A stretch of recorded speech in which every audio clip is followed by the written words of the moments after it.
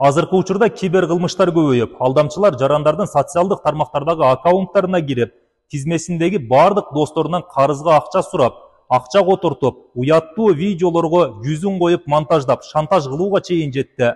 Азыркы учурда WhatsApp'та тарап жаткан бир катар SMS-терди көрсөтөбүз. 1990 жана 2024 жылдар аралыгында иштегендер Эмгек жана социалдык өнүгүү министрлигинин 25 000 жөлөк пул алууга укуктуу. Тизмеден өзүңүздү текшериңиз. Фото конкурска катышып жаттым эле, колдоп коюңуз. Сенде 340 000 барбы эртеңкиге чейин?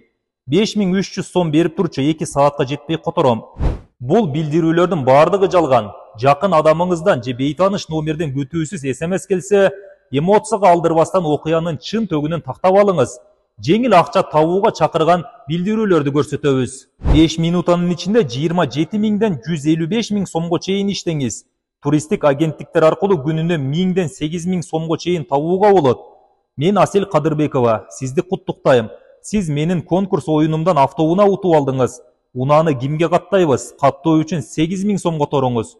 Бул билдирүүлөр дагы жалган. Урматтуу жарандар, эч ким эч качан оңой жол менен акча бербей тургандыгын эстен чыгарбаңыз. Өз каражатыңызга сак болуңуз.